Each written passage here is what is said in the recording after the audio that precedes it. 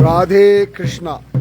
மகோன்னதமான குப்தகாசி க்ஷேத்திரம் இதுதான் மணிகர்ணிகா குண்ட். இந்த இடத்துல கௌமுகத்திலிருந்து கோமுகத்திலேருந்து வரக்கூடிய ஜலம் கங்கா, அந்த பக்கம் கஜமுகத்திலேருந்து வரக்கூடிய ஜலம் யமுனா. இது ரெண்டும் சேர்றது மணிகர்ணிகா குண்ட் அப்படின்னு பெயர். இங்க உள்ளுக்குள்ள சிவபெருமான் கேதார்நாத் சிவலிங்கத்தினுடைய ஒரு மினியேச்சர் ஃபார்ம்ல தான் இருக்கார். அதாவது ஒரு நந்தியினுடைய திமில் பாகம் போலே தான் கேதார்நாத் பகவான், அது போலதான் இங்கேயும் இருக்கார்.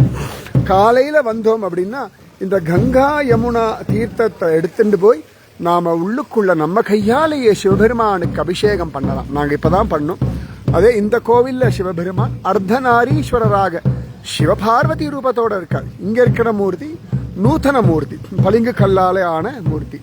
இங்க உள்ளுக்குள்ள இருக்கிறது பிராச்சீனமான மூர்த்தி, பாண்டவர்கள் பிரதிஷ்டை பண்ணி பாண்டவர்களும் பூஜை பண்ண மூர்த்தி. பின்னாடி ஆதிசங்கர பகவத் பாதர் இந்த கோவில்கள் எல்லாம் புனருத்தாரணம் பண்ணார். பஞ்ச பாண்டவர்கள் குருக்ஷேத்திர யுத்தம் முடிஞ்ச உடனே காசிக்கு தர்சனத்துக்கு போறார்கள். ஆனா அங்க சிவபெருமானுடைய காட்சி கிடைக்கல. அப்ப சிவபெருமான் இமாலயம் பக்கம் போறார் மட்டும் அவளுக்கு புரிஞ்சது. பின்னாடியே வர இந்த இடத்துல ஒரு க்ஷணம் சிவபெருமான் காட்சி கொடுத்துட்டு குப்தமாயிட்டார். அதனாலே குப்த காசி அப்படின்னு பெயர். நிச்சயமா ஒரு தடவையாவது நீங்க கட்டாயம் வரணும். குப்த காசி வழியா தான் நீங்க பாட்டா சிறுசி எல்லாம் போனோம், கௌரி கொண்டு போனோம். ஸோ கேதார்நாத் போகிற வழியில தான் இந்த குப்த காசி கோவில் இருக்கு. மார்க்கெட்லேருந்து மேலே கொஞ்சம் படியேறினெல்லாம் அழகா வந்துடலாம். கட்டாயம் வாங்கும். உங்களுக்காக காசி குப்த காசி விஸ்வநாதர் காத்தன் இருக்கா.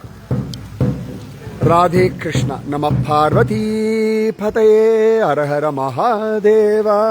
இந்த கங்கையும் யமுனையும் உங்களுக்கு சமாதானம், சாந்தி, நிம்மதி, ஐஸ்வர்யம், பக்தி உங்க குடும்பத்துக்கு எல்லாம் தரட்டும்.